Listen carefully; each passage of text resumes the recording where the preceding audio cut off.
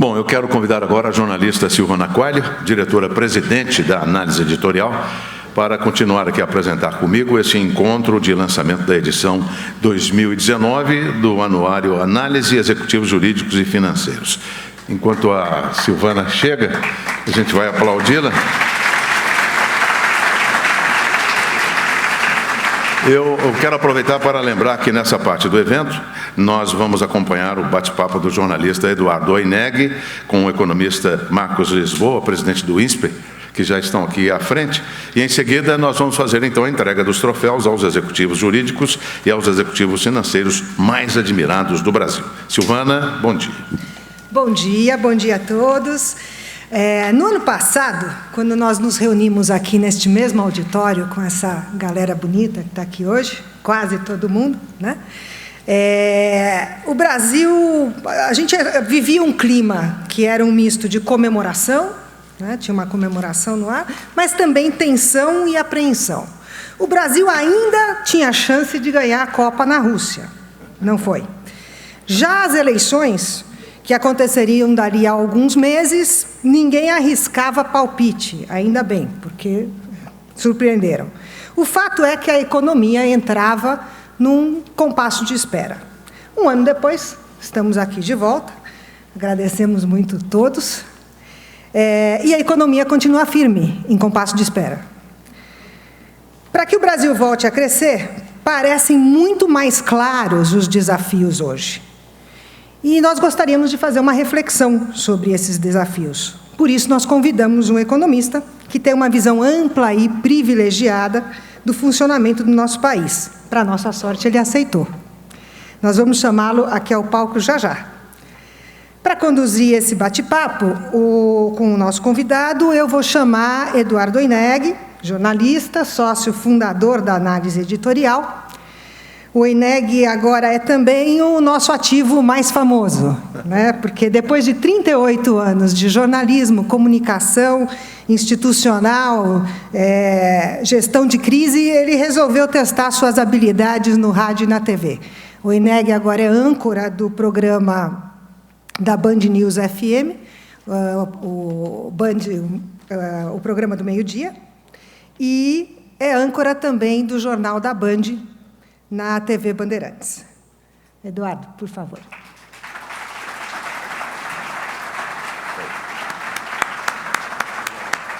Valeu. E o nosso próximo convidado, com uma trajetória que abrange experiências em instituições acadêmicas, no governo e como executivo em instituições financeiras, Marcos Lisboa entende como poucos os desafios do nosso país. Por favor, seu Marcos.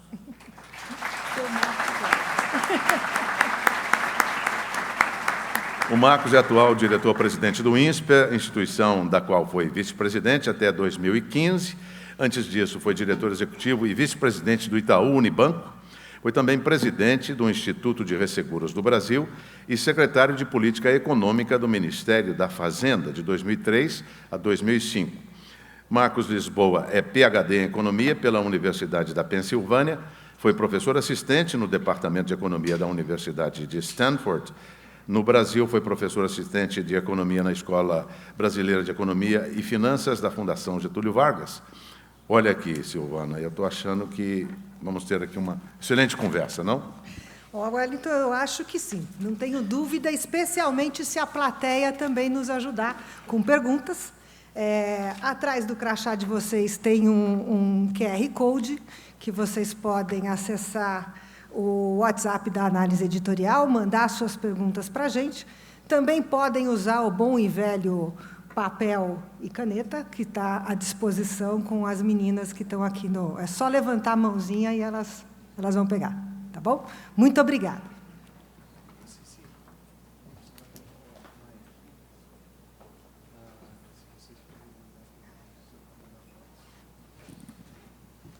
Bom dia a todos. É um privilégio estar aqui. Obrigado pela presença de todos. Obrigado, Marcos. E a primeira pergunta não poderia ser outra, a não ser o seguinte: você acha o que do caso Neymar? O que interessa, gente? Esse negócio de economia, Brasil vai para onde? Eu quero saber do Neymar. Neymar. O microfone está aí, não vem não, só fazer careta, né? Mas vamos lá. Então, eles já viram que é o silêncio que ele nos oferece para essa pergunta. Nem tocou no microfone. Mas vamos para a próxima, então. Bom, Marcos, pergunta séria agora, hein? Agora é para valer. Quando a gente entrou em 2019, a Silvana falou de 18 como a gente estava, a gente falava, olha, o Brasil pode bater 2. Quem sabe 2, né? Daí a coisa começa a andar, olha, dá para ser 1. Sendo que 19 aconteceria em 18. 18 seria o ano da virada. Aí 19 começou com 2, aí 1, e o último número foi meio. Eu não sei qual é o teu, mas as pessoas estão falando, olha, se chegar a meio já é bom. Considerando que a população deve crescer 1 ponto algo, a gente vai ter queda na renda per capita, aumento da crise, diminuição da renda das pessoas, redução da capacidade de compra. Que Brasil que a gente vai encontrar no início de 2020? Olha, é o Brasil que a gente construiu na última década, né? Assim, não deveria ser surpresa para ninguém o tamanho dos problemas. É difícil imaginar um crescimento potencial do país maior do que 1%. Né? É difícil. Nas condições atuais do país, não parece possível. Né? A gente tem uma população que está crescendo 0,7. 0,7, não cresce 1. E ela vai crescer 0 daqui a uma década.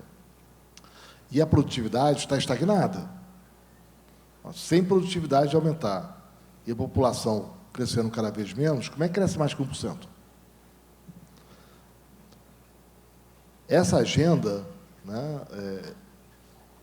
essa quantidade de problemas foi sendo construída ao longo de mais de 10 anos.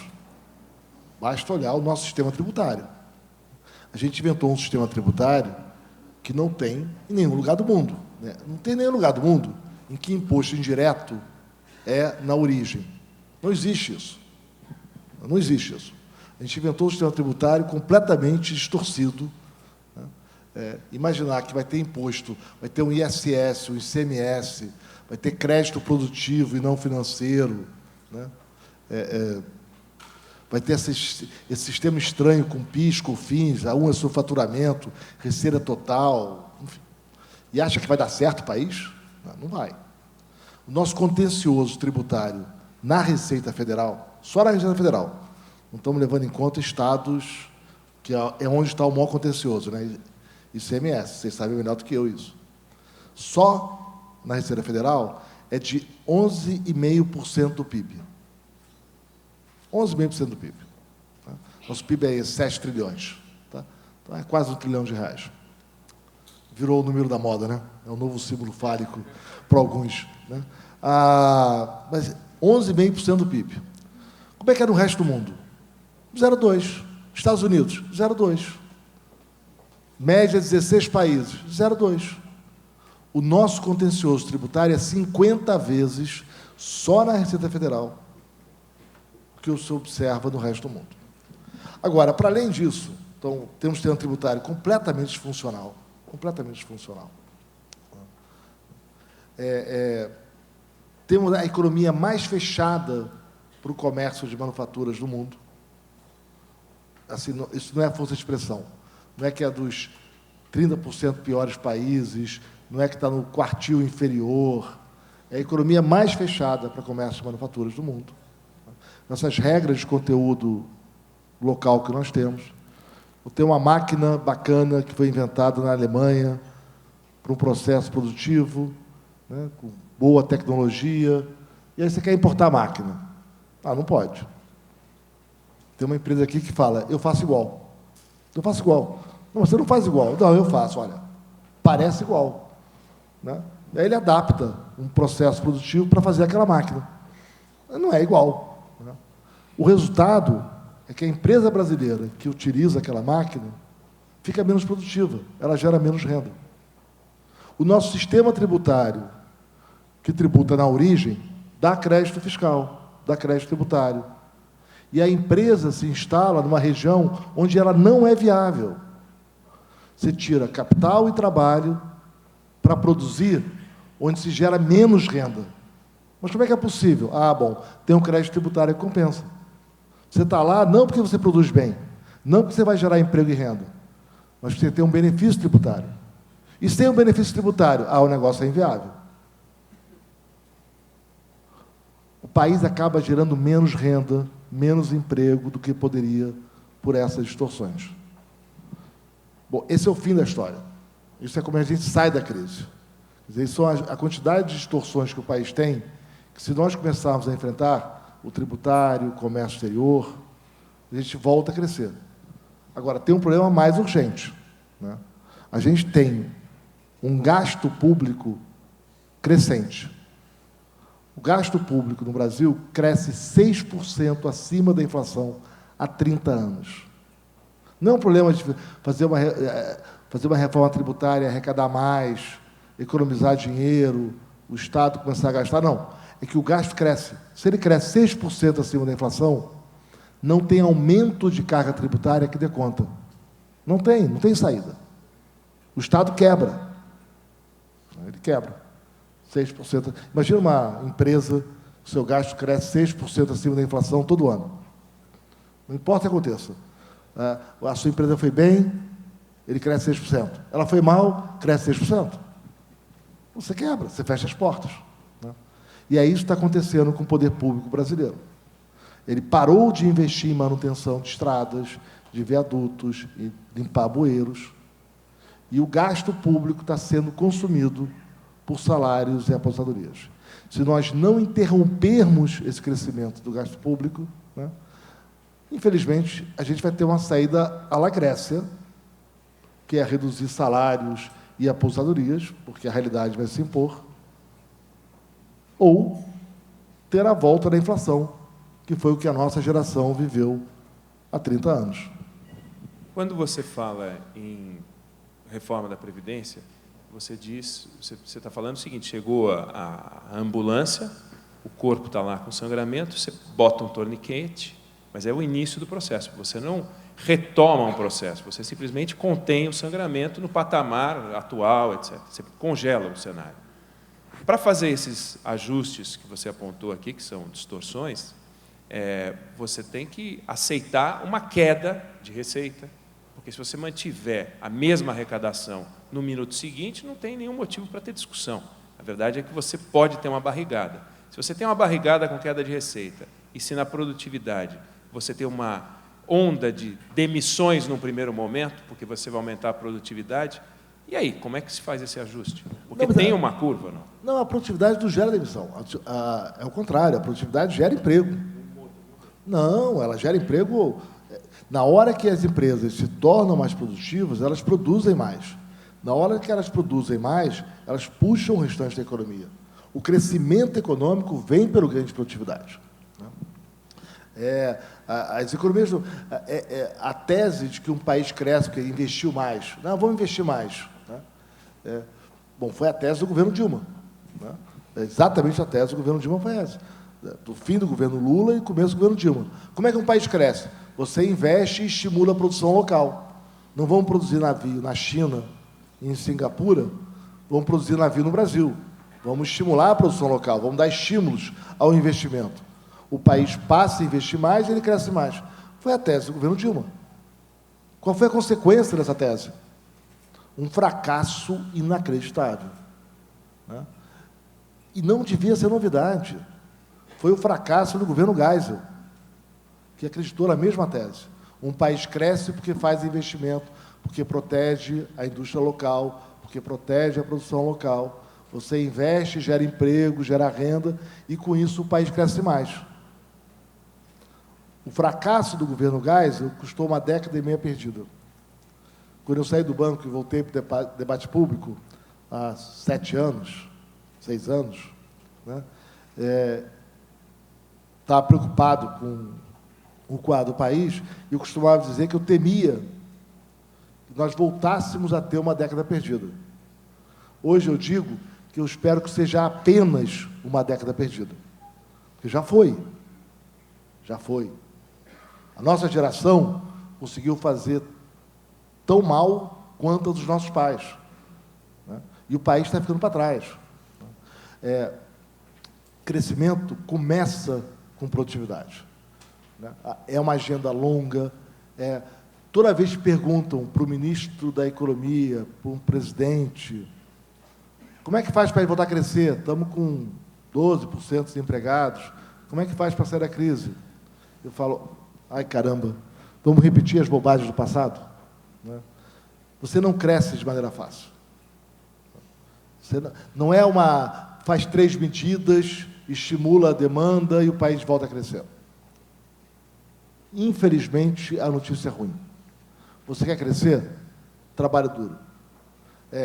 Melhorar o ambiente institucional, acertar as contas públicas, tem que fazer a reforma da Previdência ou não tem saída. É só o começo. A reforma da Previdência não gera nenhuma economia. Falam de 1 trilhão para cá, 1 trilhão para lá. Pois é, não existe. Não existe. A reforma da Previdência não economiza nada. Como você disse, Eduardo, a reforma da Previdência estabiliza o paciente. Ela faz com que o gasto público pare de crescer. Mas vai ter dinheiro para a educação? Não vai. Vai ter para ciência e tecnologia? Não vai. Vai ter para a manutenção de viadutos, pontes e limpeza de bueiro? Não vai. Vai ter que fazer mais ajustes. Né? Mais ajustes serão necessários para que o Estado possa voltar a cumprir as suas obrigações comezinhas. Na verdade, o que chamam de economia é a diferença entre o que seria e o que será sem a reforma, mas é buraco contra buraco. Isso. Então, é 1 trilhão a menos de buraco contra 1 trilhão a mais de buraco, seja lá o que for. Agora, tem uma questão que é o Estado hoje, o custo do Estado, a gente assume, quando fala o custo do Estado, que existe um Estado que tem um custo conhecido. Mas, na verdade, a gente não conhece os preços do Estado. Então, um posto de saúde, por exemplo, a gente não sabe quanto aquilo deveria custar, quantos atendimentos um médico faz ou deveria fazer, quantos atendimentos faz um policial, quantos atendimentos faz um engenheiro, como funciona o trabalho do departamento de estradas, quantas horas ele trabalha, a hora das pessoas. Então, a gente fala, quanto é? Isso aqui custa tanto, por isso esse aumento de 6%, que são cálculos em cima de cálculos. O Delfim Neto dizia que o orçamento no Brasil é geológico. As despesas vão se juntando, vão criando camadas, e sobre essa camada constrói o próximo orçamento. Não tem base zero, não tem ordenamento, né? não se calcula nada. Você teve a experiência de governo, você tem a experiência de iniciativa privada e de estudar o Brasil. Existem exemplos, e bons exemplos, de cálculo de custo do Estado, para que a gente possa dizer, com o que a gente tem aí, é este o custo desta máquina ou não? Olha, no Brasil, não. A gente não tem boa experiência. O setor público, ele custa o que custa e toma esse desbatido. E, em geral, é folha de pagamentos e aposentadorias. Esse é o custo do público. Eu fico muito surpreso quando vem autoridades do governo dizer que vão fazer desvinculação de 1,5 trilhão. Não existe isso. Isso é terraplanismo, né? Aqueles americanos que acham que a Terra é plana. Não tem. Você pega 1,5 trilhão, 600 e poucos bilhões aposentadorias e INSS. Aí tem 320, 340, que é servidores públicos de suas aposentadorias. Aí tem 50 bilhões, são pagamentos, demandas judiciais. Tem 59, que é BPC. Tem mais 50 por aí, que é seguro-desemprego, depois tem abono salarial, tem salário de professores. Mas desvincular o quê? Não tem que desvincular. Não existe isso. A gente viver nesse mundo da fantasia, a gente não enfrenta os problemas do mundo, né? À toa que a gente chegou onde chegou. Né? Então, não tem. Né? Não tem. O Brasil gasta aí perto de 6% do PIB com educação. O resto do mundo, países emergentes, gastam 4%, 5%. O PISA deles é melhor que o nosso. Falando de Chile, Turquia, falando nada... Não estou falando de país muito rico. Tá? Falando de países parecidos com o Brasil. Quer dizer, não tem nenhuma avaliação de impacto. Por que a gente inventou que todo mundo que é servidor público é carreira de Estado e tem estabilidade? Do ascensorista ao motorista, ao segurança. O que é isso? Todo mundo virou carreira de Estado? Por que o médico tem que ser servidor público com estabilidade? O professor? Por que não pode ser uma empresa contratada, um trabalhador privado, como é na nossa vida?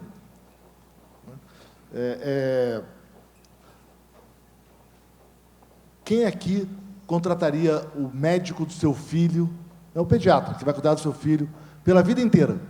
Né? Até se aposentar, ele vai ser o médico do seu filho.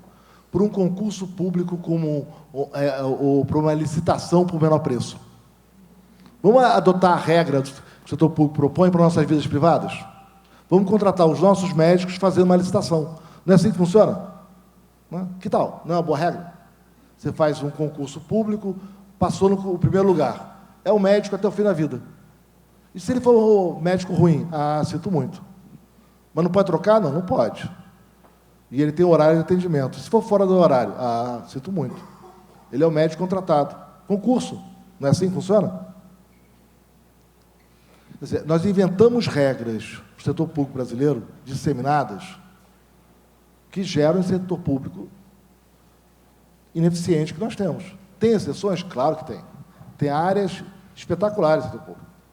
Agora, todos viraram carreira de Estado, que não deve. Né? E não tem avaliação de desempenho, não tem avaliação de resultado, não tem avaliação de mérito. Você não pode...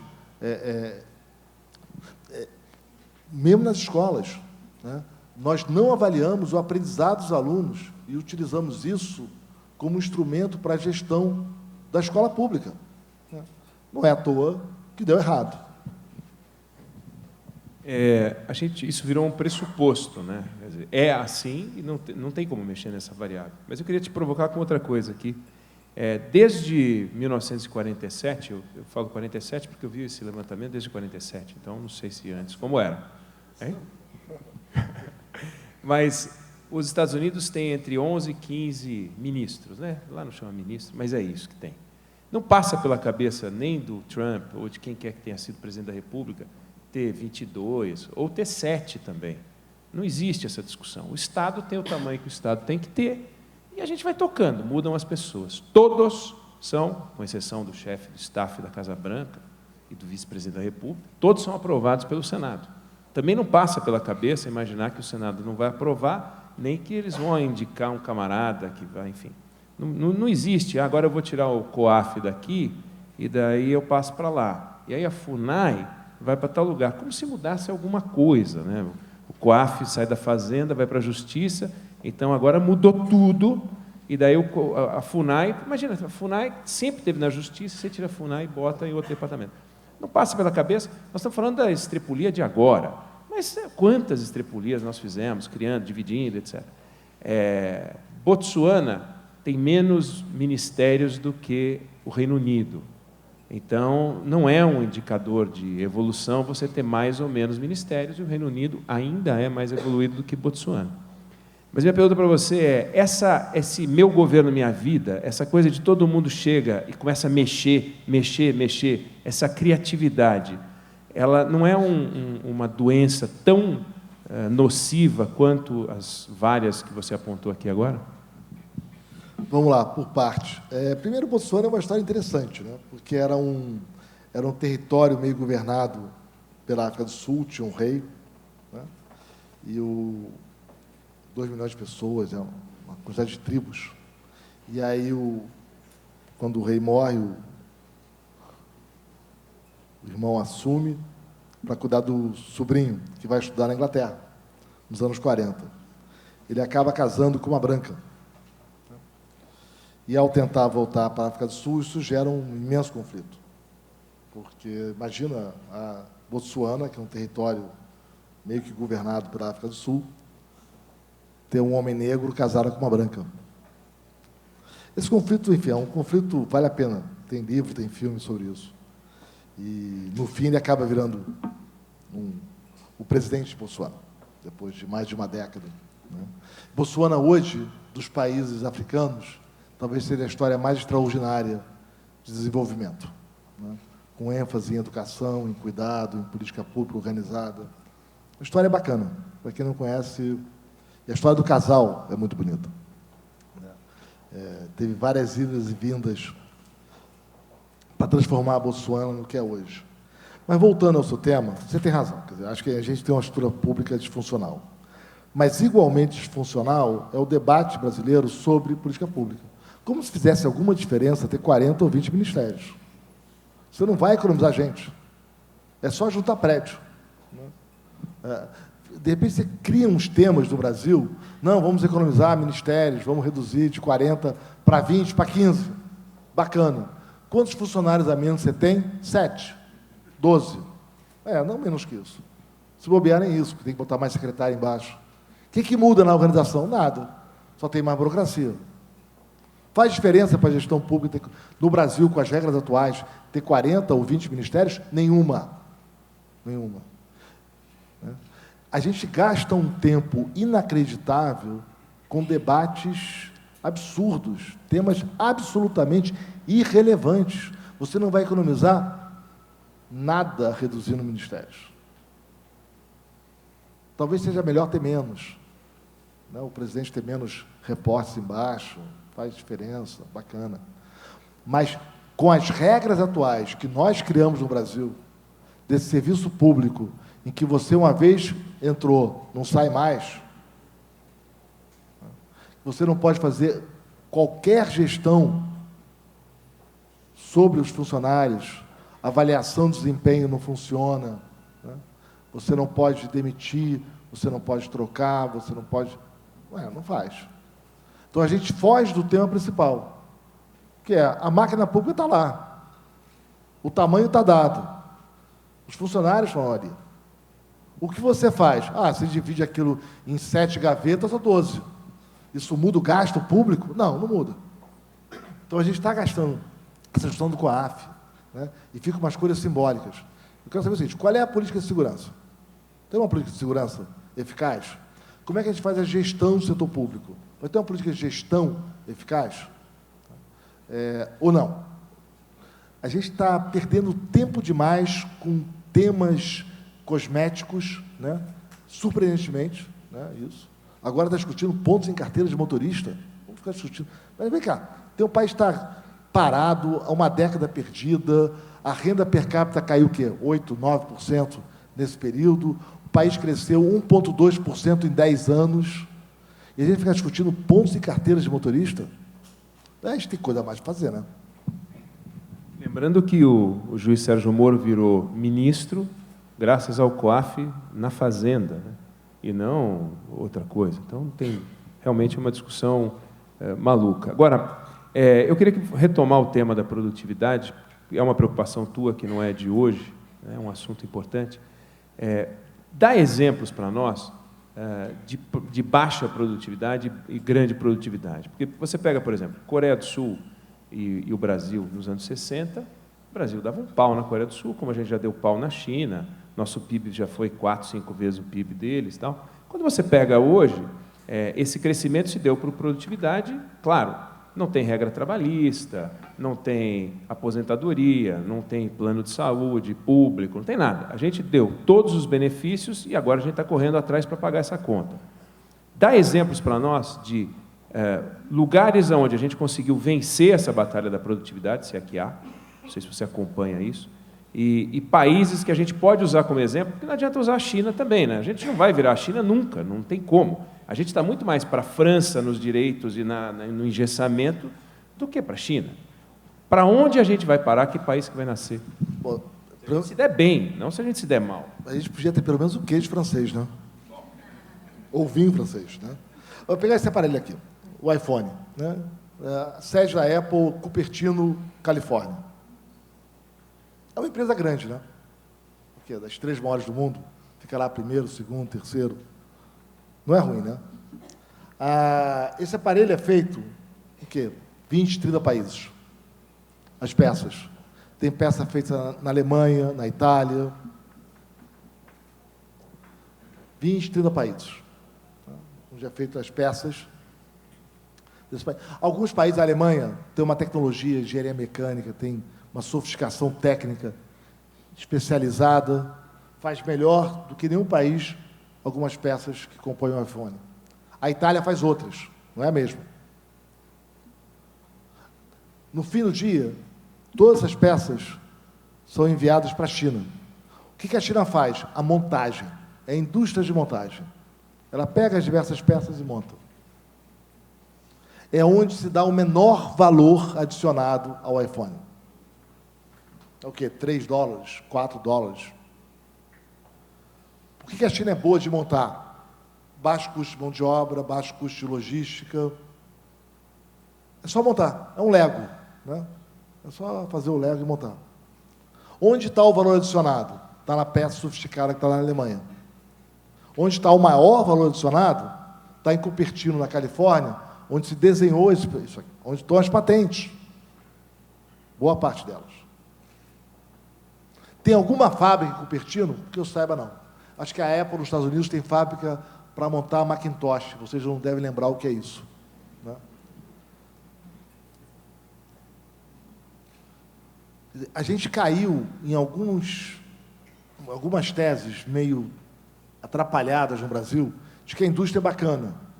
Só que a gente, na mesma questão do Ministério, a gente pega a tese por valor de face. A indústria, que é a indústria? É uma fábrica. Bom, se é fábrica, é bom. Não, para lá, não é bem assim, né?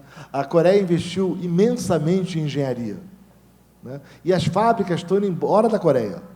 E a Coreia não está ficando mais pobre, né? Esses argumentos superficiais que dominam o debate, você é contra a indústria ou a favor da indústria, né? Você é nacionalista ou você é liberal e quer abertura. Esses debates que vêm como revista Caras, é de doer a paciência, né? Não é assim que se faz. Para que indústria você está falando? Você está falando de ter tecnologia, desenvolver vantagens comparativas, ter ciência, conhecimento, né? E aí você vai fazer um processo de produção específico? Ou você está falando de dar subsídio para ter uma fábrica de Lego na esquina? Se é subsídio para a fábrica de Lego, o dia que acabar o dinheiro público, acabou a fábrica. O Brasil tem bons exemplos. Imagina se a Embraer tivesse comprado turbina feita no Brasil. Olha, até agora uma regra de conteúdo nacional, tudo que a Embraer compra tem que ser feito no Brasil. Turbina, no Brasil. Ué, você pode até ter turbina, só não vai ter avião, né? Esse vai ser o custo. A Embraer é grande porque ela pode comprar os equipamentos melhor feitos em outros países. Ela se beneficia das vantagens de escala, das eficiências de outros países. 75%, né, do avião vem de fora. Vem de fora. Ela é boa em quê? Em desenhar avião. Ela achou o nicho de mercado.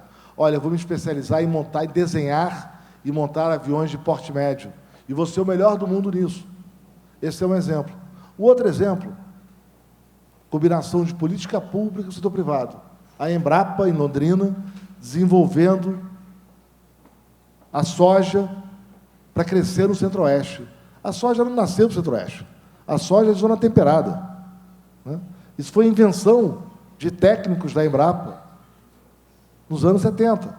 Conseguiram adaptar a soja para o Centro-Oeste, né? O café do Cerrado Mineiro. O café é da Arábia, né? Nada a ver com o Cerrado Mineiro.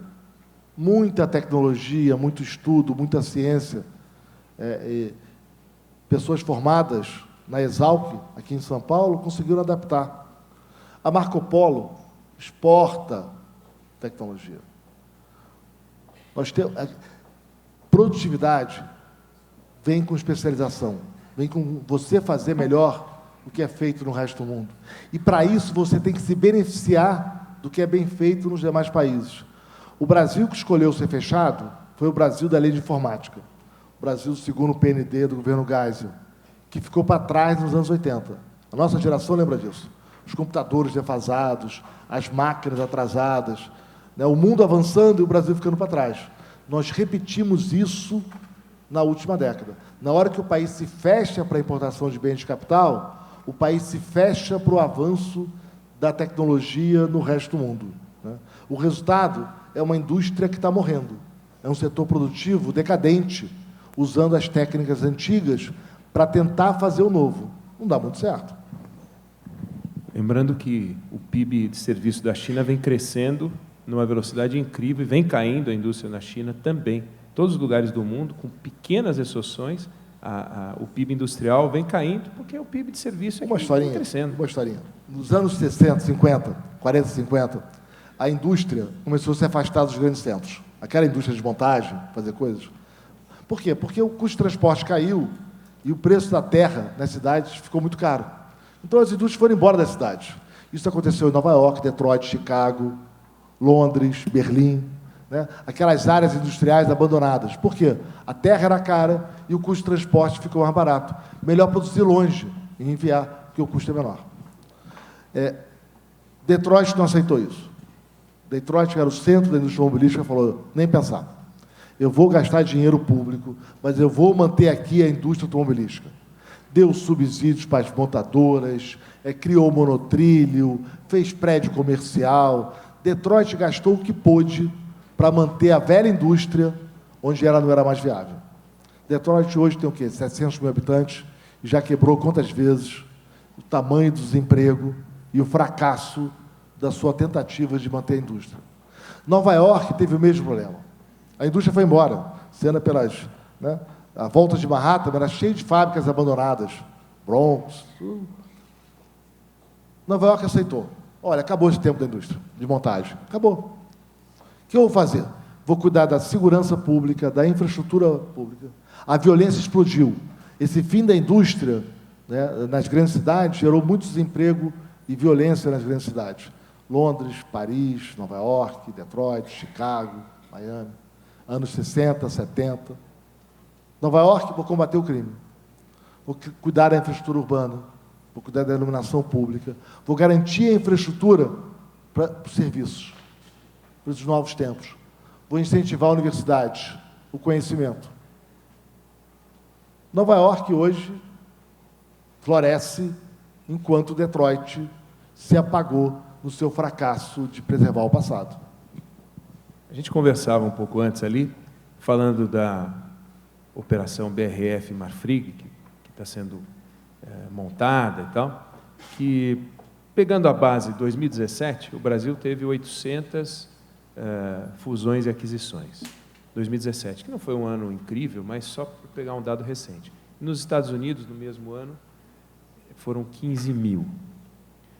15 mil com 800 é 20 vezes. É mais do que a diferença do PIB, é mais do que a diferença da população, é mais do que a diferença do PIB per capita. Então, tem uma coisa que está além dos tamanhos dos dois países, que é essa atividade monumental que a economia americana gera, que é o mundo, né, que se fecha por lá e tal, e que aqui está muito parado. Queria saber o seguinte, a gente crescendo, essa diferença cai ou a gente, pelas características do mercado financeiro, estruturações, etc., a gente ainda vai continuar patinando porque é um país que se adaptou a pegar dinheiro num só lugar, vai lá, pega no BNDES e volta para casa, e é um país com baixa criatividade de produtos e tal. Olha, Eduardo, eu acho que esses mau hábitos existem, quer dizer, achar que o país vai crescer, que o setor vai crescer, que a empresa vai crescer, e conseguir um favor do governo, infelizmente, é a nossa prática antiga. Agora, a gente tem um ambiente de negócio no Brasil que é profundamente contrário ao desenvolvimento econômico. Ou estruturações de operações de mercado de capitais, completamente contrário. Para começar, já falei da questão tributária, disfuncional. A gente inventa imposto na origem, guerra fiscal, crédito produtivo, né? As regras completamente mal escritas, né? Inventamos receita total para calcular imposto, essas coisas estranhas que o Brasil inventa. Simples, lucro presumido. Não sei que advogados, em geral, se beneficiam do lucro presumido, do simples. Pois não acha que vocês vão se beneficiar disso e o país vai dar certo. Não vai, né? Lucro presumido e simples só no Brasil. Não conheço nenhum lugar do mundo em que você tem um regime tributário favorecido para empresas que faturem mais de 100 mil dólares. Quem quiser debater, eu vou adorar. Me dá exemplo aí. Não tem. Essa estrutura tributária é disfuncional. Mas não só isso, as regras de compliance no Brasil, o que são as regras de regulação bancária no Brasil? O custo de capital que isso implica. É um sistema pervertido, disfuncional, em que os bancos não ganham dinheiro com crédito. As pessoas ficam surpresas quando eu falo isso. É só olhar o balanço dos bancos, tá? O lucro vem de muita coisa. Tem seguros, tem mercado de capitais, alguma coisa, tem gestão de ativos, tem venda de serviços, só não tem crédito. Não tem crédito. Os bancos não ganham dinheiro com crédito, muito pouco. E o spread, a taxa de juros para o setor privado é muito alto. Todo mundo perde. Dá um exemplo, leasing. Leasing era um mercado que movimentava 110 bilhões de reais há 10 anos. 110 bilhões de reais. Um crédito bacana, taxa de juros relativamente baixo, financiava compra de vários bens. Leasing. Aí começaram as ações oportunistas. Né? Inventamos de... O leasing tem que pagar o ISS na cidade onde o carro foi vendido. Né? E aí tinha lei para dizer que quando dava controvérsia, fazia um depósito judicial, a prefeitura podia sacar o dinheiro, começou a Receita Federal a discutir sobre PIS, COFINS, sobre leasing. Afinal de contas, como é que paga? Aí começaram aquelas ações oportunistas, do tipo, olha, tem o carro, eu peguei dinheiro emprestado para comprar o carro, eu paguei mais 50% da dívida. Logo, se eu estou inadimplente, o carro é mais meu do que do banco. Ué, não é razoável? Eu paguei mais 50%? Né? Não é assim? O que aconteceu com esse oportunismo disseminado? Acabou o mercado de leasing. Era 110 bilhões de reais há uma década. Atualmente, 10 bilhões de reais. Não tem mais crédito barato para as famílias, não tem mais crédito, leasing, sobre onde cobrar imposto. Todo mundo perdeu. O mercado de capitais reflete isso. A gente tem uma regulação absurdamente complexa, demandante, ela é desproporcional em relação à imensa maioria dos países, né? E uma enorme insegurança jurídica. Então, o que a gente vê hoje no Brasil é o contrário do que você relatou nos Estados Unidos. São as empresas desistindo de ter capital aberto, quando não é pior, quando não são muitas empresas desistindo do Brasil. Tem as coisas que são constitucionais, nossos problemas constitucionais, não vamos nem discutir muito eles, mas você abordou alguns, estabilidade do servidor público e outros problemas, a previdência constitucional, repartição de impostos, tudo está na Constituição, mas a insegurança jurídica não está na Constituição, não está escrito em lugar nenhum que é para a gente ser assim. Mas a gente adotou esse modelo e esse modelo vinga pelo ativismo judicial, pelo populismo, pelo oportunismo, seja lá o que for. O presidente da República assina um indulto de Natal e o Supremo Tribunal Federal resolve que o indulto de Natal, embora esteja na Constituição, não é adequado, porque contempla crimes que os ministros não gostariam de ver contemplados. Então, no país em que eles fossem presidentes da República, eles não assinariam aquele indulto, mas o presidente pode assinar, o Supremo derruba. Tem empresas que, por exemplo, a empresa aérea, ela adota uma decisão decidida pela, como é que chama? A Anatel deles lá? A ANAC, aí toma uma multa do PROCON. Você fala, não, espera aí, mas eu estou pela ANAC, negócio da bagagem, que agora já mudou de novo, e aí agora a gente não sabe se vai mudar de novo, se o presidente vai sancionar ou não, mas deixa isso para lá. A ANAC tomou uma decisão sobre bagagem, as empresas começaram a cumprir, tomaram um processo de PROCON. Isso acontece com a Anatel e Telefônicas, e por aí vai. Então, esse ambiente da insegurança jurídica, imagino que os investidores, todo mundo aqui conhece estrangeiros, investidores estrangeiros, conversa com parceiros internacionais, talvez seja dos problemas não constitucionais aquele que brotou como erva daninha e tomou conta do campo. Olhando, eu não vejo como isso possa ser resolvido. Se o epicentro está no Supremo Tribunal Federal, espalhado pelo STJ e comendo solto em todos os tribunais, os advogados aqui presentes, os diretores jurídicos aqui presentes, já colocam isso como uma variável daquelas... passou a ser mais fácil você entender o que um psiquiatra diz a respeito dos problemas que ele entende, que tem na cabeça de alguém que você conhece, do que entender o que vai sair de uma decisão judicial. Não dá nem para conversar com o CEO da empresa mais, porque não dá para entender o que está acontecendo. Vamos lá. Eu acho que, primeiro, né, aliviando um pouco a barra do judiciário, as leis são muito mal escritas. É inacreditável quando elas são mal escritas. Na hora que você inventa a receita total para cobrar imposto, se prepara, sei lá o que quer dizer isso. Né? Mas se inventar tese estranha,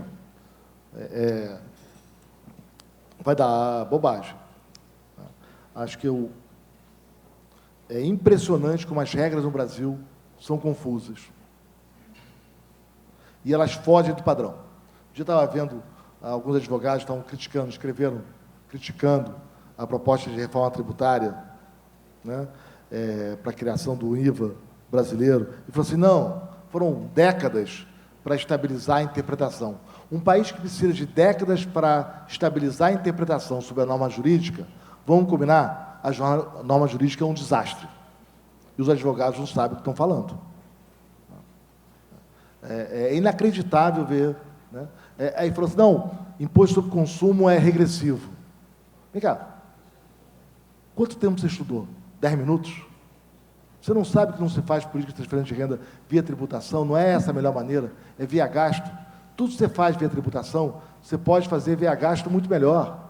Você não precisa fazer... a política regional de desenvolvimento fica comprometida se eu tiver um imposto único, igual para todos os setores. Vem cá, faz via gasto. Faz via gasto. Ué, arrecada igual de todo mundo. Eu quero cuidar dos mais pobres, eu quero melhorar os pobres de renda. Pega a receita e distribui para os mais pobres. Eu quero fazer política industrial, desenvolver o setor A, B ou C. Ué, arrecada de todo mundo e transfere para aquele setor.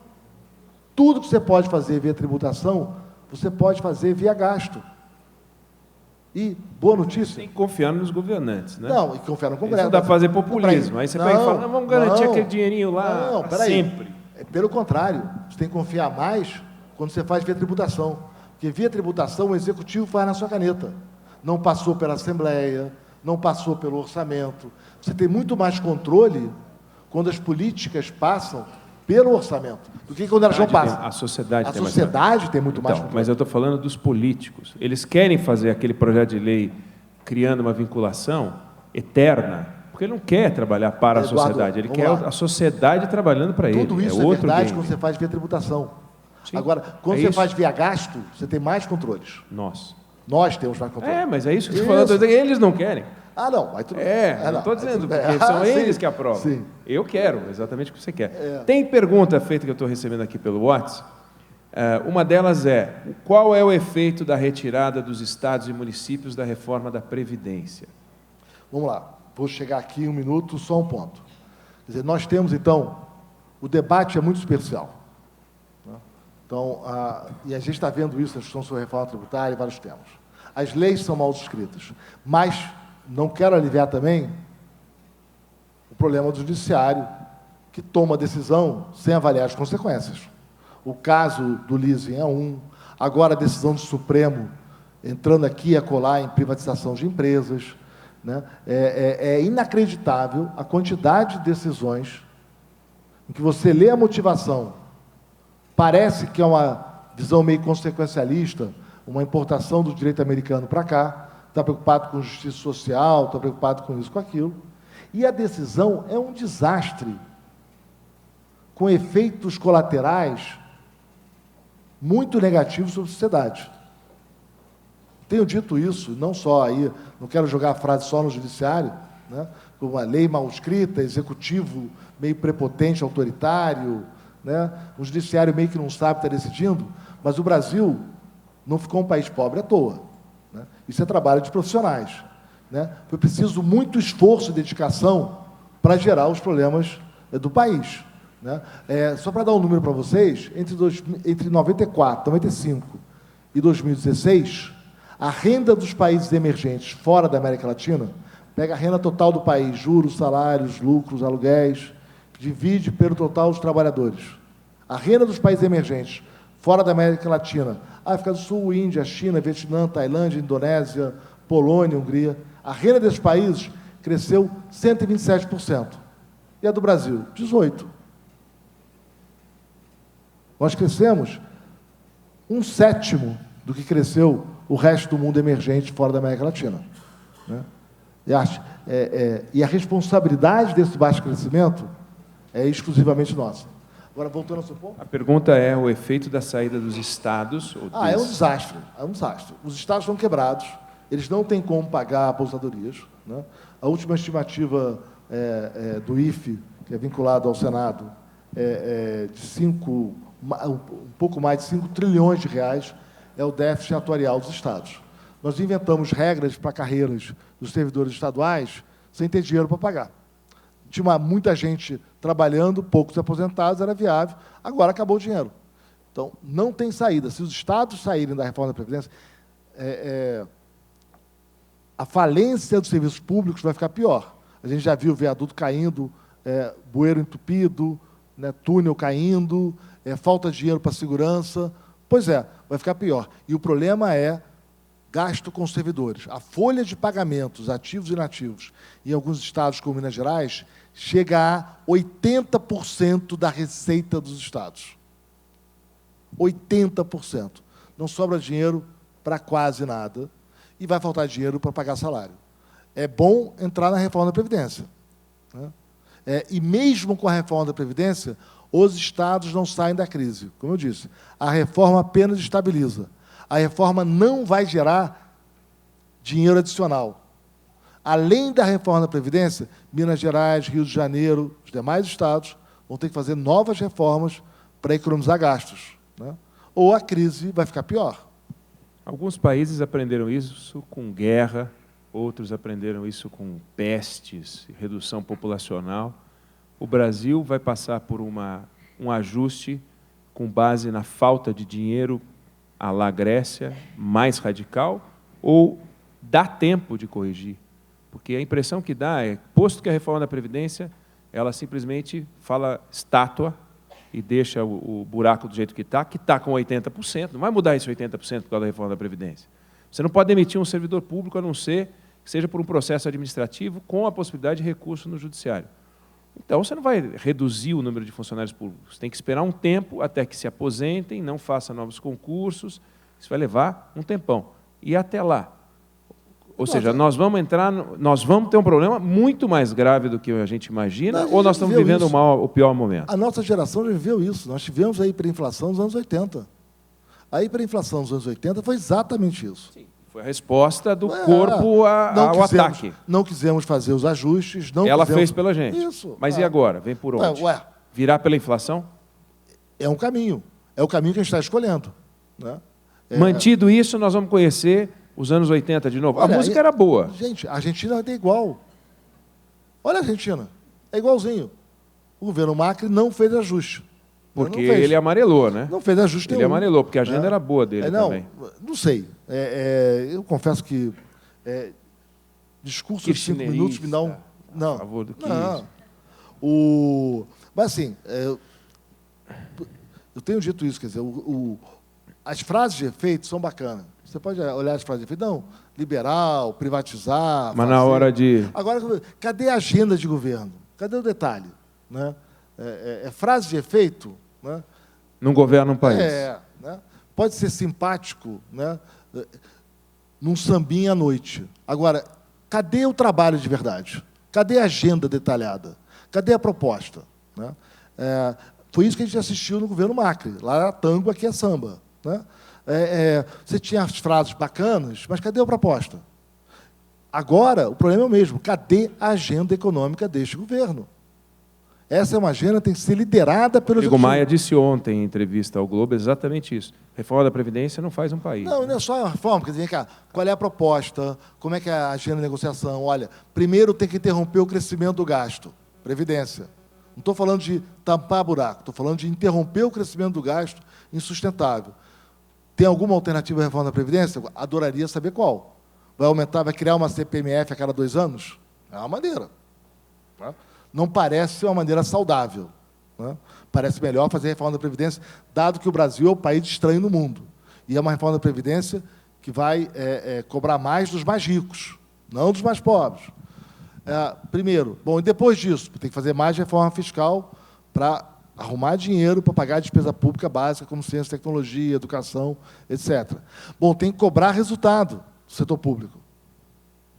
O Brasil contratou 100 mil funcionários para o Ministério da Educação entre 2008 e 2014. 100 mil. Quantas universidades federais foram criadas nesse período? Qual foi o resultado? Deu certo ou não deu certo? E agora que você contratou 100 mil funcionários do Ministério da Educação entre 2008 e 2014, como é que você faz? Não sei, não tem dinheiro para o resto. Pois é. As consequências vêm depois. Bom, Marcos Lisboa, dá para a gente conversar com ele durante... Hein? Deve ser, sei lá, uma dúzia de vezes já trocaram de cidade. É possível. É bom que não trocam de país. Não, mas é que nesse caso tem... É verdade. Dá para a gente ficar fazendo pergunta para ele durante o dia inteiro, né? É um privilégio, pô. É um sujeito completamente fora da curva, e talvez porque é fora da curva demais, ele não volta para o governo, né? Não. Que é um erro. Deveria voltar para o governo, porque com essa cabeça privilegiada é um absurdo. Mas pensa reto, pensa claro, enfim, eu espero que todos vocês tenham gostado. Nós temos ainda 1 minuto para você dar um recado, uma mensagem. Não precisa ser positiva, não. Não precisa ser positiva. Mas dá uma mensagem para que as pessoas saiam daqui dispostas a trabalhar por mais um PIB, quem sabe? Olha só, você falou de voltar para o governo, né? Eu tenho repetido isso, né? Eu sou, de fato, um servidor público, né? Minha alma é servidor público.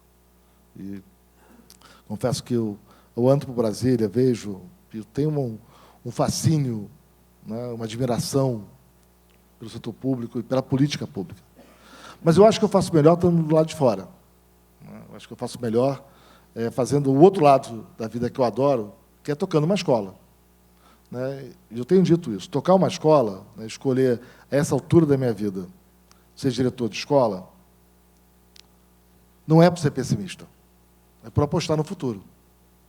Quer dizer, quando eu faço as críticas, quando eu tento apontar os problemas, às vezes, quando eu exagero da veemência, não é para destruir, é para construir. É para ajudar a apontar os problemas, é para ajudar a sair do buraco.